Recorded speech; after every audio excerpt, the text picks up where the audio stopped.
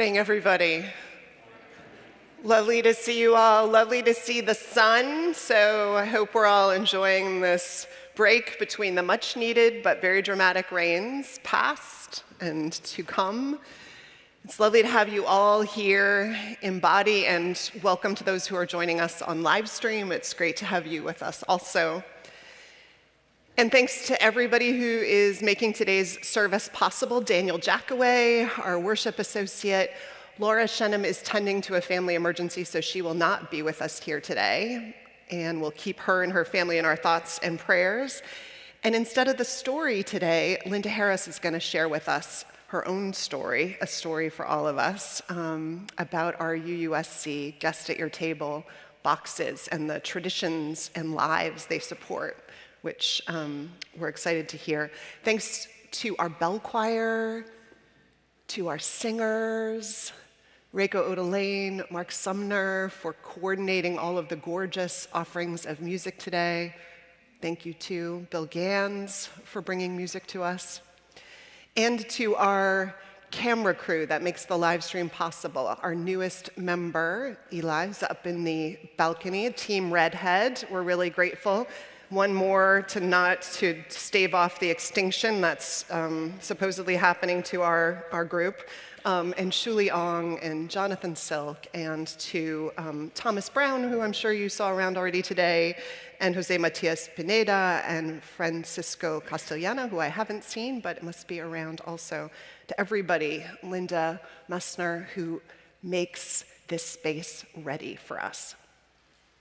And so, in this week, when we are preparing for whatever the harvest and Thanksgiving feasts look like for us, we gather to gather ourselves, to take a deep breath, to reflect, to give thanks, to celebrate the life we have and the life we make together.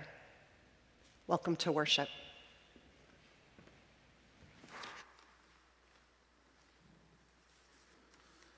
Please join in our unison chalice lighting. The words are in the order of service. We light this chalice for the light of truth, the warmth of love, and the fire of commitment. We light this symbol of our faith as we gather together. And now, please take a moment to greet one another. Please especially look for anyone who you don't know.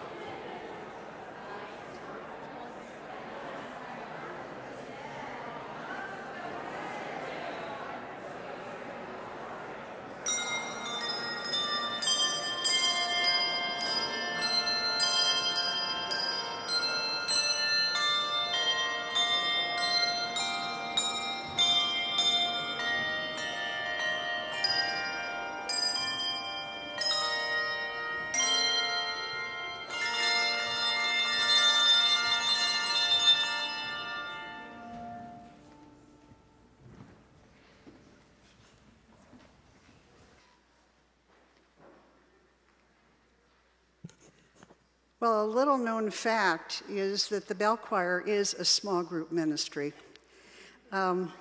We meet every week during the school year.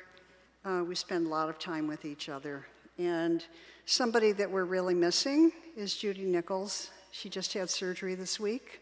We'd like to dedicate our bell anthem to her.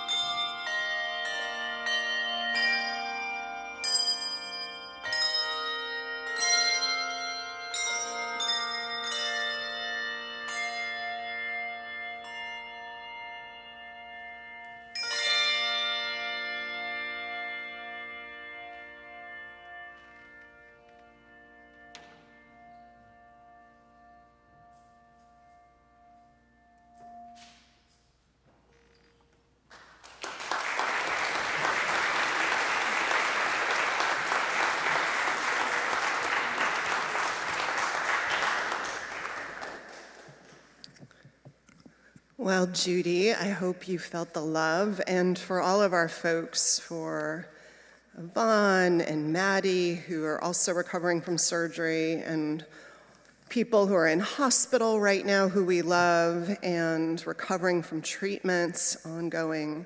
We send our love. Hope you felt enveloped in that just now. I want to invite us to rise as we are able and willing in body and spirit, and let's sing our hymn of the month, which is about building bridges to connect and deepen the places between us.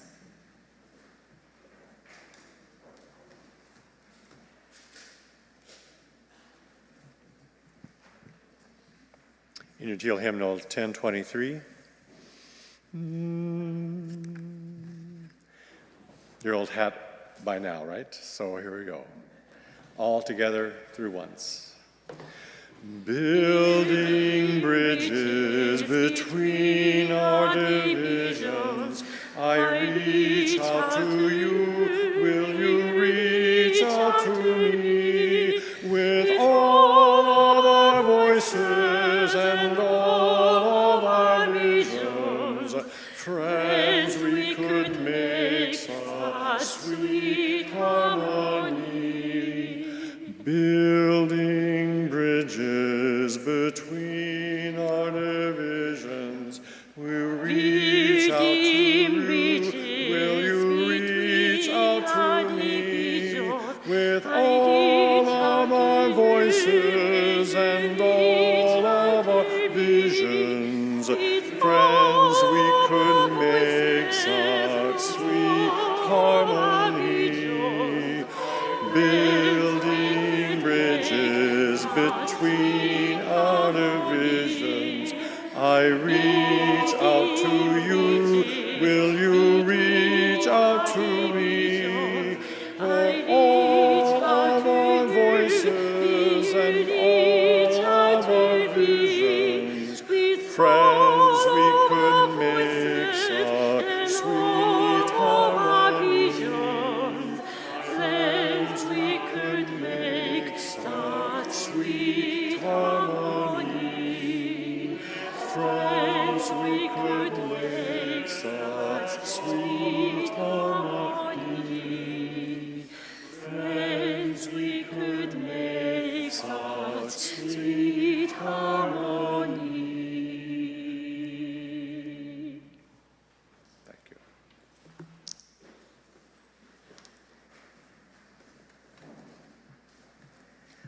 Linda, I'd love to invite you forward to share our time for all ages.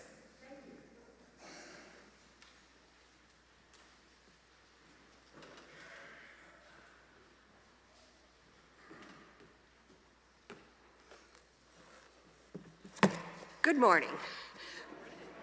My name is Linda Harris, and I have some special news and a story to share with you today. Most of us get very excited when we have guests coming to share a meal with us. For the 50th year in a row, the UUSC, our UU Human Rights and Social Justice Organization, is offering us a special way to welcome some of the people they work with from around the world as guests at our table, whether or not we get to meet them in person. Every year, from Thanksgiving through New Year, Unitarian Universalist of all ages place guest at your table boxes and other special containers on their dining tables and feed these containers daily with contributions for the work of the UUSC and its partners across the globe.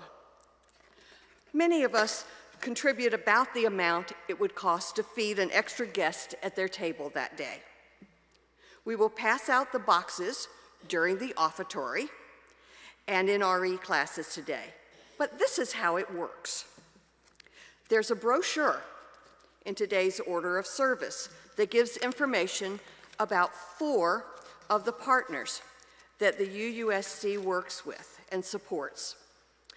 During the guest at your table process, we imagine what it would be like to have these people as guests at our table, finding out about what the issues they're working on are and what inspires them. We think about the kind of questions we might like to ask them and look for some of the answers in the brochure and on the UUSC website. If you want to welcome even more UUSC guests, there's lots of information on the UUSC website and also on our UUSC information table on Sundays from now through the new year to help you do that.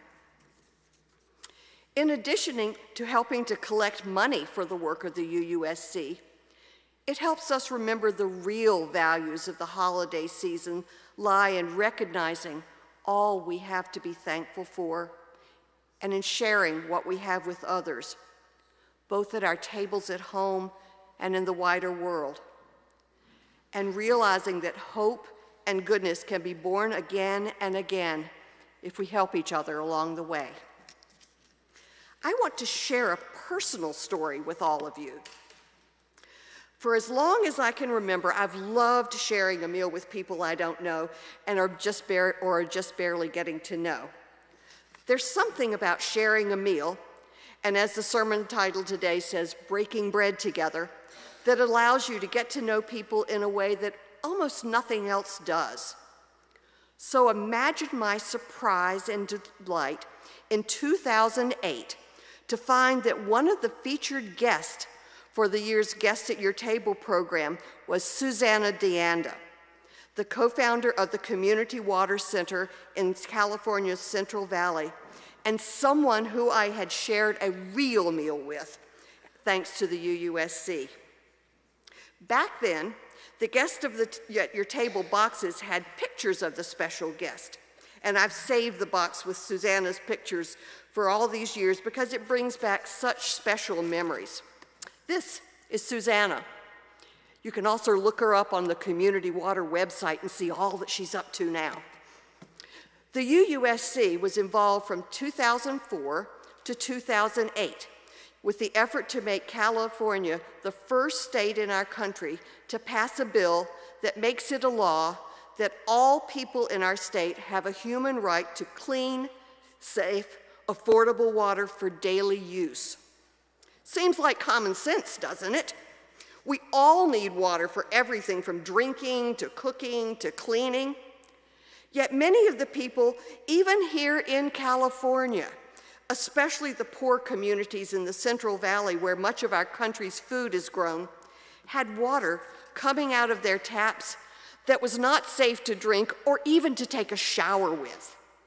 Obviously, this is not right, but there was no law in California or any other state that made this situation against the law.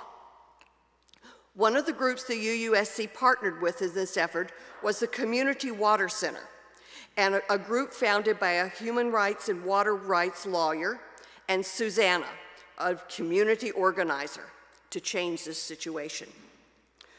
UUSC saw that Susanna had some great ideas, but a need for funds to carry out some of their ideas, like getting the people affected to the state capital to talk directly with government officials about the situation and information about how to successfully lobby or explain things well to legislators in order to convince them that they should vote for a bill.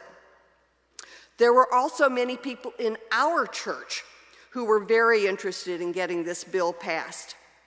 We worked with the UUSC in a successful effort to get over 500 postcards. That's a lot of postcards to write, to the legislature about this issue. The UUSC and UU Legislative Ministry gave me training in how to lobby and try to convince legislators to make a law about this as well. I took these postcards to Sacramento to present to the legislature along with some personal testimony. There I met Susanna, who was a real powerhouse and an inspiration. She came with a bus the UUSC had rented for them that was filled to the brim with residents from small communities in the Central Valley who didn't have enough safe water and had to buy expensive bottles of water to even get safe water to drink. They told the legislative committee heartrending stories of how people in their towns got sick from drinking and cooking and showering with contaminated water coming out of their taps. Afterwards, I shared a picnic with Susanna and her friends on the Capitol grounds that I will never forget. It was such a joyful occasion with people checking with each other to make sure they had enough to eat and were feeling good about speaking out. It was a long, hard fight to get the bill passed, but Susanna remained an inspiration throughout. I'm still in touch with her and continue to support the amazing work she and the Community Water Center continue to do to make sure this law is obeyed and other needed laws passed. The Community Water Center is just one example of the many small organizations that the UUSC has helped to support at an important time in their development and help to grow and have a large effect. I hope you will join me in participating in this year's Guest at Your Table program and helping to support this year's guest and all of the other groups and projects that the UUSC partners with. We will be collecting the boxes with your contributions in January. Thank you.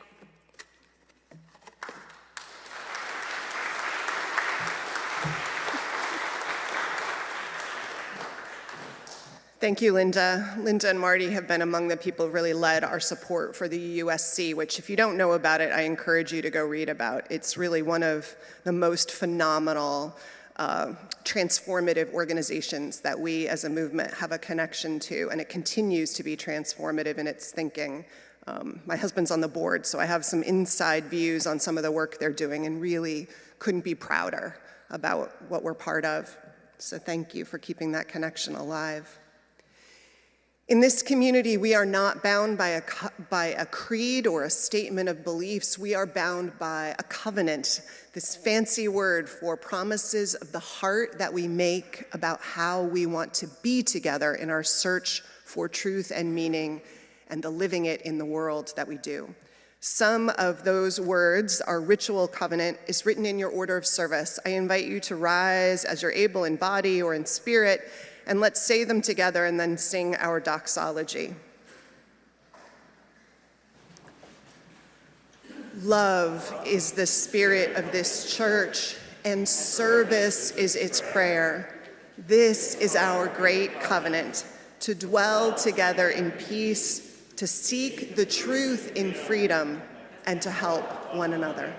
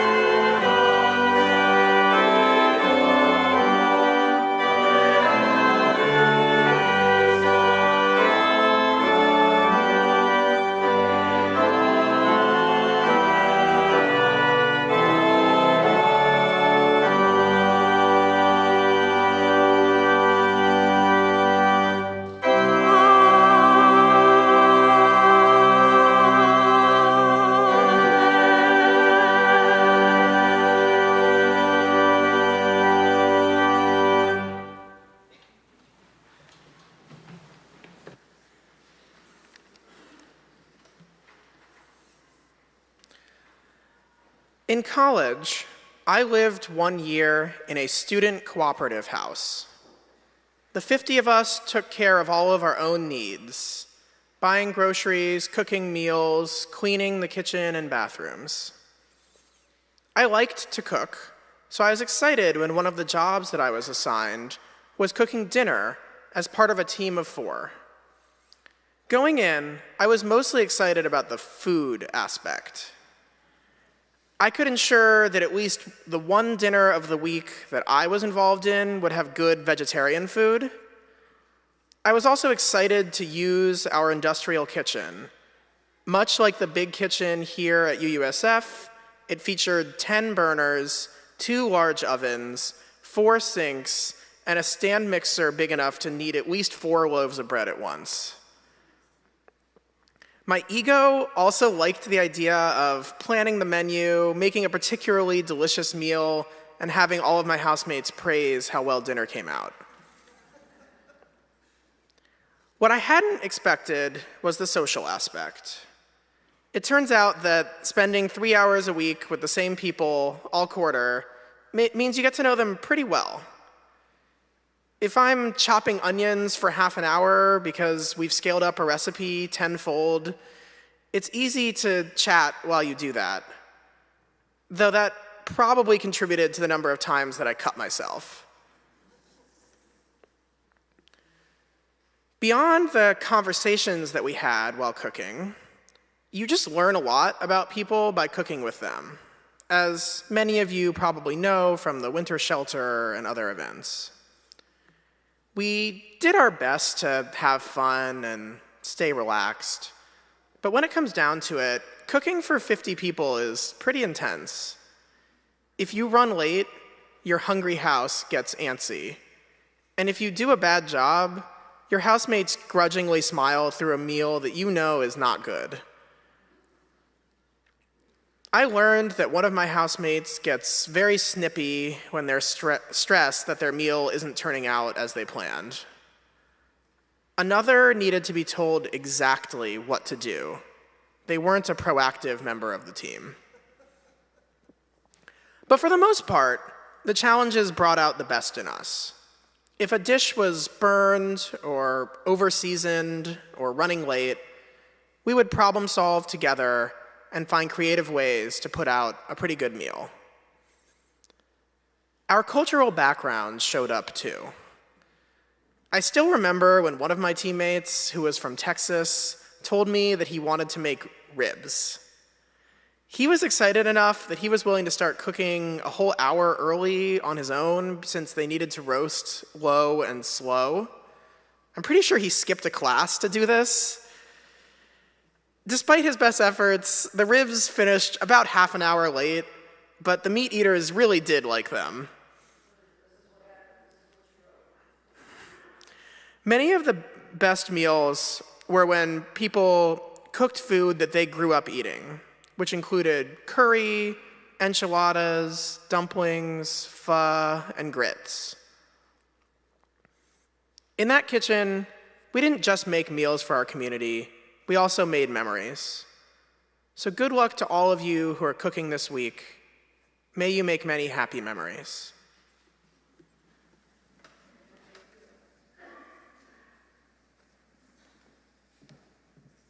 Our offering this morning will go to support the Good Samaritan Family Resource Center, an organization in San Francisco that we have supported before that brings together opportunities to support families in everything from their challenges related to poverty, mental illness, immigration status, intergenerational trauma, a real beacon in the city of San Francisco for the families that need them. So thank you in advance. The offering will be both given and gratefully received.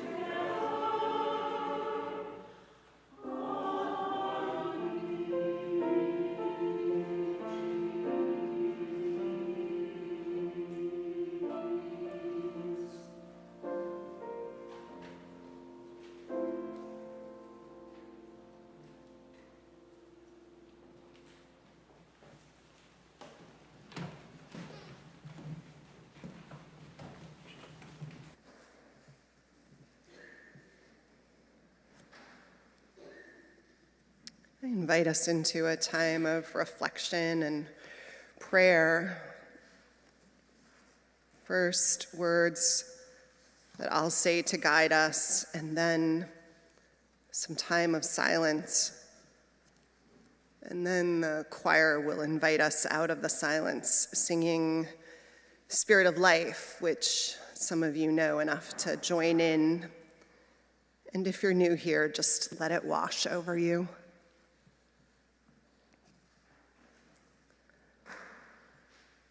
Spirit of life and love that flows through us,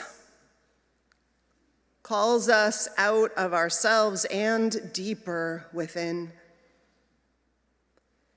Here we gather, members of one human family, each a part of the larger fabric of all creation. Here we are, part carbon, part oxygen, part stardust, earth, breath. We give thanks for this hour, for this day, for this cathedral in time, and a chance to step back and pause in the headlong tumble of our days.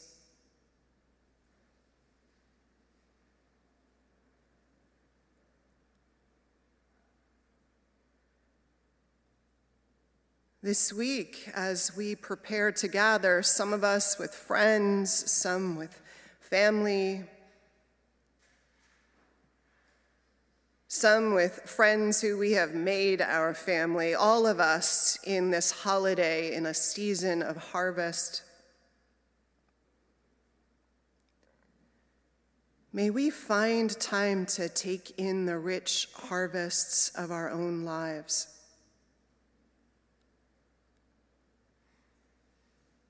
To wonder what in us is bending full and abundant on the branches and stalks of our own lives right now.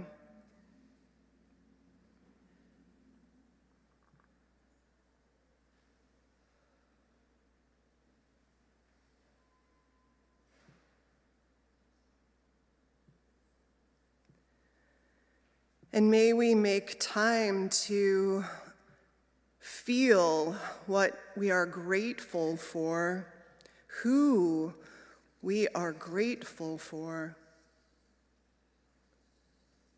or maybe where we have worked to cultivate gratitude,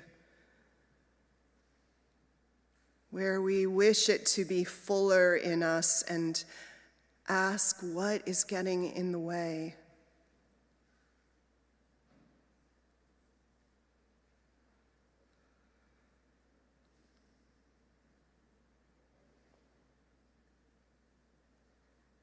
And maybe too, in this season, we make time to ask what crops there are that we wish to plow back into the fertile fields of our days. What will we cultivate through the winter and into the spring? Those seasons just around the corner. Because we wish these things to grow and flourish for us.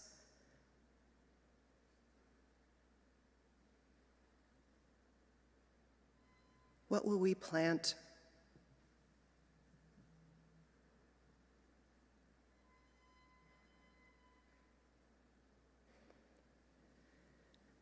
May we know abundance. Have it spill out of us into the world from the harvests of our lives. May we know gratitude and feel it for what it is, instead of any dearth for what is not present, and begin in gratitude.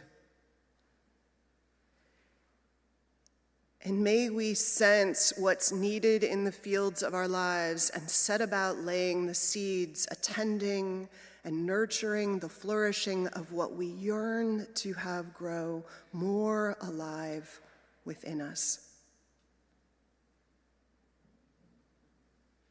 May all of this be part of our presence in and with this season.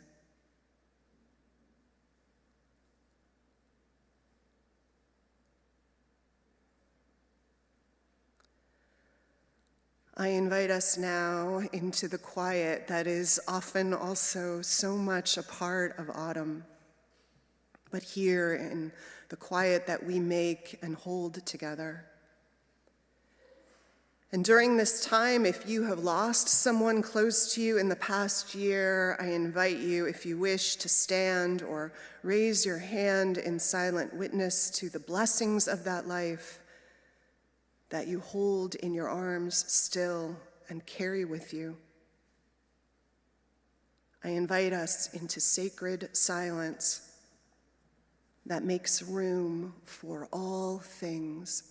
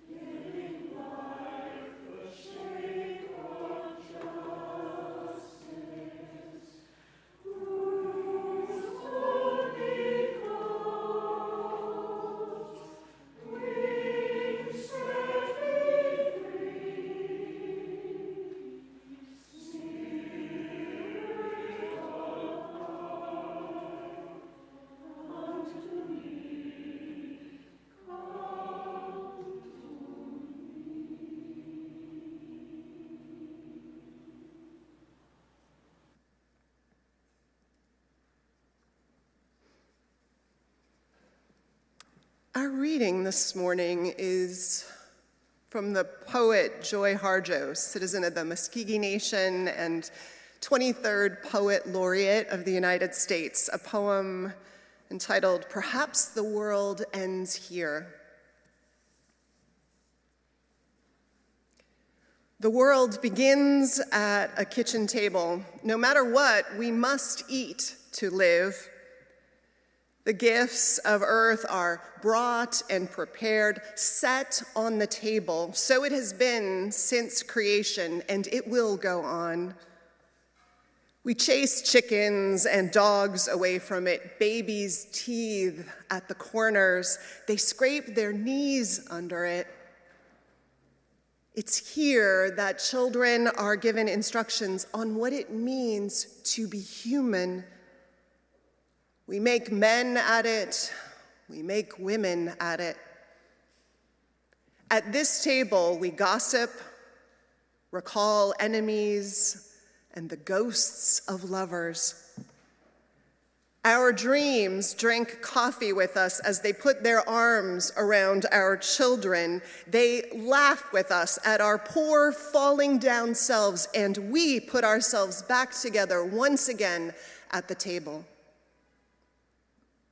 This table has been a house in the rain, an umbrella in the sun. Wars have begun and ended at this table.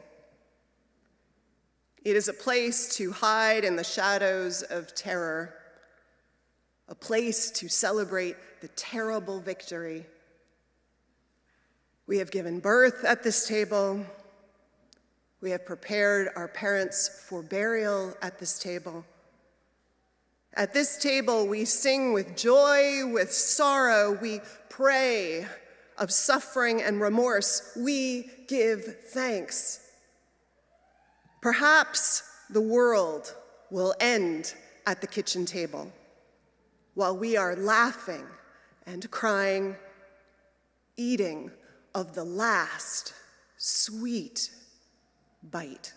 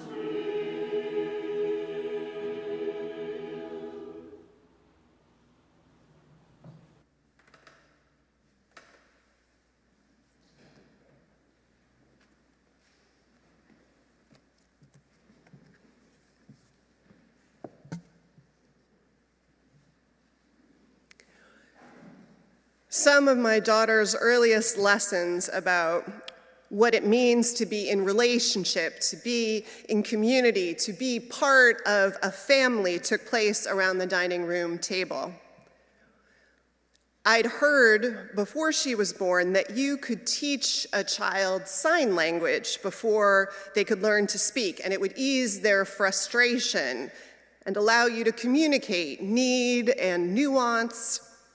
So when she was about 6 months old, I started trying to teach her a few words, myself and her. The author who advocated for sign language to be taught to small children and wrote the book that we parents were using, he suggested that you teach first the word for hurt or pain and where, mostly because that's the only way he knew once that his kid had a bunch of beans in her ear. She cried, and he said, "Hurt?" And she said, "Yes." And he said, "Where?" And she pointed to her ear, and the doctor found a treasure trove inside. For some reason, though, I decided not to do that. I went straight to please and thank you and more. Ones that were practical, about growing up in connected, respectful, engaged relationship. I also apparently taught my daughter some signs inadvertently, one of which I learned one day while she was eating her meal, and I asked, "More? Do you want more, Lila?" And she did this. And I knew she was finished, and I knew we had made up our own sign. Enough is different in official ASL. She also taught me that she was early on learning the nuance of language when one day, and she was in a particularly sort of fussy mood, I said, "Say please, Lila. Say please. Lila, say please." She stiffened her little back and went like this. I think that means something other than please.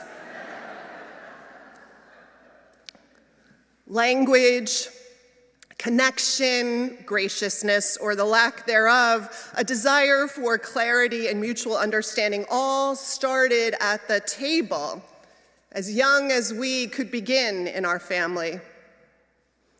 I'm sure you all know now the studies summarized in an abstract from the National Library of Medicine about family meals, that, quote, frequent family meals are inversely associated with disordered eating, alcohol and substance use, violent behavior, and feelings of depression or thoughts of suicide in adolescence. There is a positive relationship between frequent family meals and increased self-esteem and school success. Just sitting around the table, eating, being together. Whatever happens around those tables means that kids are less likely to do any number of things that put their future and their well-being in jeopardy. We learn so much around the tables. Not just how to use a fork and knife or chopsticks. We learn things we didn't even intend to teach. We do it by osmosis, almost, we human beings. The world begins at the kitchen table, writes the poet Joy Harjo. No matter what, we must eat to live. The gifts of the earth are bought and prepared and set on the table, and so it has been since creation, and it will go on. We chase chickens and dogs away from it. Babies teethe at the corners. They scrape their knees under it. It's here that children are given instructions on what it means to be human. We make men at it. We make women. The poet is right. We do make people at these tables, don't we? It isn't simple to prepare a meal. Less simple if you're Daniel with his friends preparing for an entire co-op of 50. But making a meal is a place where we meet in shared purpose. The making of it has always, through time, united us in work that is clear and clean. These are the places, as Naomi Raplansky writes, where, quote, the work of the world, common as mud, end quote, has to be done when the crops need to come in or the fire be put out, where we pass the bags along or the buckets of water along in a line. All of it like meal prep, where we peel the potatoes and we set out the china and the glasses, and we pour the water in this array of ancient, timeless rituals that are not of church, but of everyday life. They are the original rituals of communion, carried out by lay worship associates in a billion dining rooms. All these acts of labor and love, of plant and animal life, and our own time given over, sacrificed to feed one another, body and spirit. For another day of making it through, Another day given to weaving the world a little more whole and connected. Like the children and the teenagers who sitting there will be a little less likely for having sat there and been fed at these tables to risk what is their inheritance, this gift of life.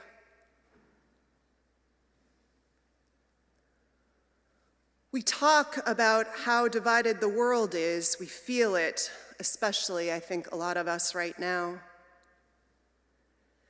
And in the face of it, it's interesting and important to remember how easy it actually is to stay connected. Indeed, one of the things that we learn around the tables is how interconnected we are, all of us. Not just in the making of the meal and working together are we connected, and in the food that we serve that connects us to earth and to all the distant places and hands and water that nurtured and harvested it.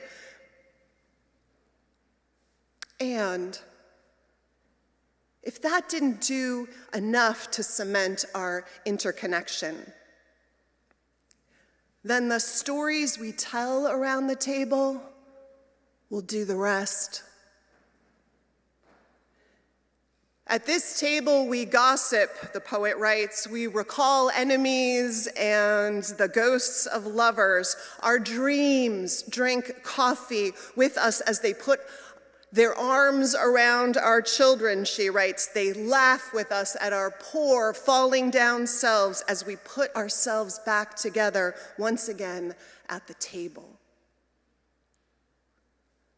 Oh, those stories of ghosts and enemies.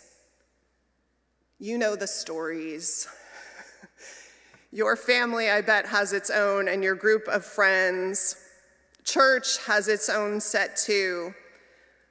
All those stories that get told at the tables we will sit at once again in the weeks ahead.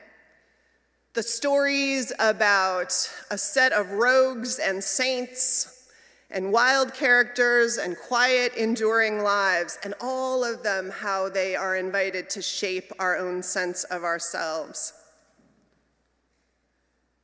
I think those stories that we hear that connect us back through time to people who have come before, who are in our family or in our circles or in our communities, in our shared history. These, maybe more than all the sacred books of religion with the stories told there, remind us of how we're interconnected to the larger story of humanity, but also have this subtle invitation to ask how we're going to weave our story into it, into the saga of human family. I sat this week on Thursday with Mary Jane Micarea. Mary Jane, are you here? Oh, there she is. And Andre, her grandson, who's going to win Grandson of the Year award because he drove her today when I told her that I was going to be repeating, with permission, some stories that she shared. Mary Jane, and you won't believe it now, Mary Jane, I'm sorry, but everyone's going to look at you during coffee hour. Mary Jane is in her 90s, which is like astoundingly unbelievable, which just goes to show you all if you're wondering why to go to church, because church makes you look young for a very, very long time, apparently. Mary Jane's mother, Anna Schwenk, immigrated as a 2-year-old with her parents from Austria-Hungary. Her mother met and married a man who came to this country to do graduate studies in engineering. Tadafumi Micarea was Japanese from a samurai family, and the two of them met in the late 1920s at an international gathering of students at the University of Pennsylvania that was an alternative to the official International House and its meetings, because that center wouldn't allow Black Americans to join. Mary Jane's mother, just so you know, this incredible history, had previously lost her scholarship to medical school. Imagine a woman in the 20s going to medical school, lost her scholarship when the Christian women's group that gave the scholarship discovered that this recipient had helped integrate the spring tea at Oberlin College, holding, with 2 other students, the school accountable for its founding commitment to both women and blacks being admitted and admitted as equals to the school. When Mary Jane's mother's and father's families both objected to this union, Anna talked it over with a woman she called her American mother, Mary Jane Kerr. Ms. Kerr was fierce in her free thinking and commitment to principle. She was an activist in the 1920s and before for a woman's right to vote, and she passed this incredible strong sense of self and obligation to Mary Jane's mother. She is the reason, in fact, that Anna applied to Oberlin in particular and to medical school. And in this moment of choice, when approached by Anna, Mary Jane Kerr said, "You don't choose someone to marry for their race. You choose them based on values and character. And Tadafumi seems like a man who has great character and values." Mary Jane McRae, the second child from this marriage and the first girl, would be named for this woman, who was one of the few who cheered on this couple toward the altar for this incredibly visionary, aligned, difficult life as a couple in the United States, which wasn't completely ready to receive them. And Mary Jane told me all of this at a table set with tea and cookies. So much of what we tell of our ghosts and our lovers, of our lives courageous and grace-filled, of lives before us that were inspired and inspiring and heartbreaking and gorgeous, we learn at the table. And one person's story reminds us of how we are interconnected into all stories and all possibilities, and how we might write our own from those choices. And it is all told and given to us by osmosis at the table. So much happens at the table. And there is one other thing that I've been thinking about lately that we also learn at the table of our lives that feels super relevant right now, so let me name it before we go out into our days. And that is how to be in relationship to difference. The folks we gather with at the tables of our lives are people we are connected to in some ways, but not always people we see eye to eye with. Are there any amens in the field out there today? I know that many of you at this time of year, in particular through the December holidays, you will be back in the mix of gatherings, accepting and going to them or choosing not to, where there has been the experience of hurt or anger or difficulty. And I want to acknowledge the truth that we don't always find a way to reconciliation with the people around these tables, and that sometimes we can't, in good faith, sit at them anymore. And how other times we will go out of a larger sense of duty to the connections that we find there. Sarah Schulman, who's a professor and a writer who's contributed greatly to LGBT studies in her work, she writes in her book, "Conflict is Not Abuse," which I am making my way through, that, quote, "The values required for social repair are the same values required for personal repair. And so this discussion of repair must begin in micro-experience." She writes, "In order to protect ourselves, we could actually be hurting ourselves if we're missing out on transformative experiences of the heart and sabotaging our small but crucial contribution to making peace." Heaven knows there is a lot of discernment about what situations we choose to be in and whether those are places we will make our contribution to peace. But I am sitting these days with what she's written and what we can learn around the table and practice there too, this piece of it, and how much the world needs social repair and where it does start. And so to all of you who are going to be in places where there is hard difference and there is pain, in these weeks ahead, I want to send you with blessings of grace and love and small protective spells, though I am not a magician, but I wish I were. But I send you those small protective blessings or spells and the hope that something beautiful and healing can break through. The world will need our small acts of courage as much as our big ones.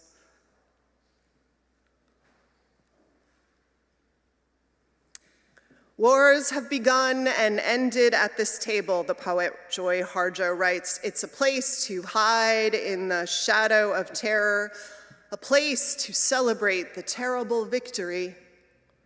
We have given birth on this table, and we have prepared our parents for burial here. At this table, we sing with joy, with sorrow. We pray of suffering and remorse, and we give thanks. So, as you and I take stock of the harvests of our lives and all we've been given, and as we meditate on the seeds of what we want to sow into the ground for the next year's tending, let us offer a prayer of intention that we find the best we can in and among us as we break bread in the week ahead. That we remember all the ways we practice what it means to be human in the fullest, richest sense at the tables of our lives. That we tell stories and soak them in and feel the interconnection that is always there among us, but in our bones that we know it, and we let the food nourish us, and we let the company nourish us, and we give thanks for the messy, gorgeous, complicated feasts that meet us from birth to death at these tables.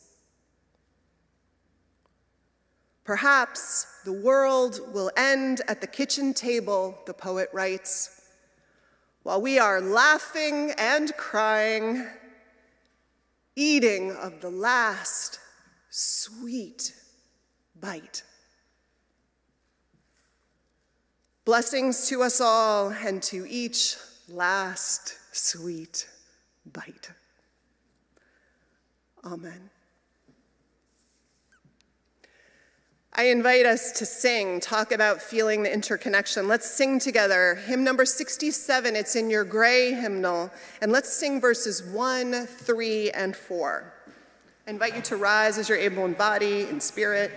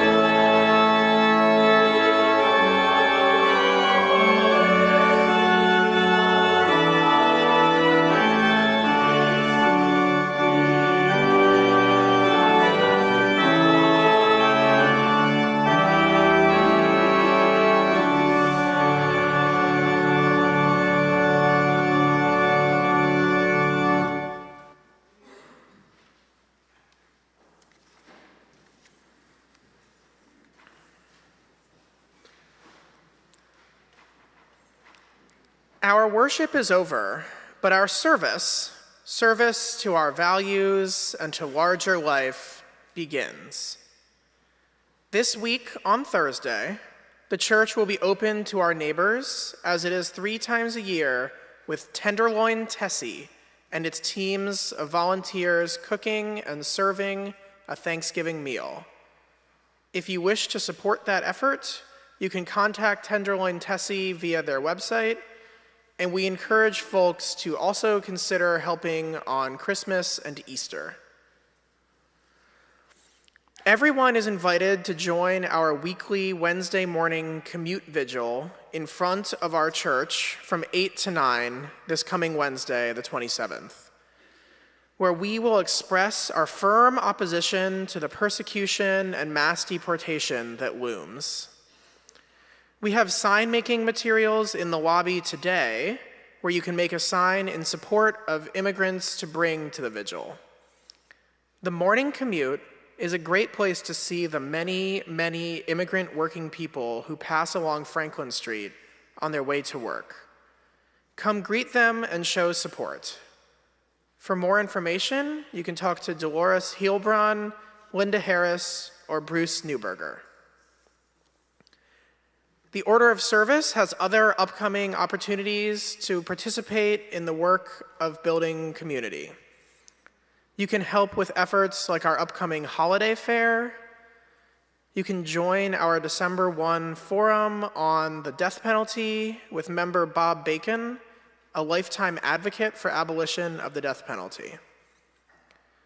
Or sign up to join Vanessa in reading and discussing Timothy Snyder's short and relevant book, On Tyranny.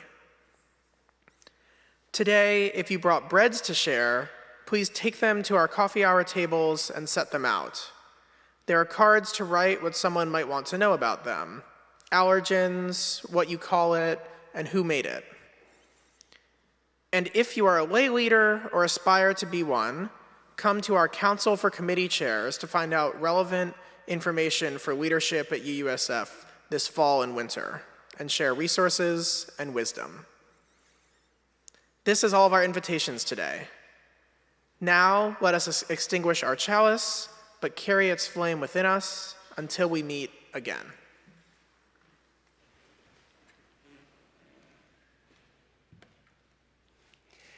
And let's rise together and join hands, making that interconnection manifest, sending those protective blessings and blessings of the journey and of the holidays through us.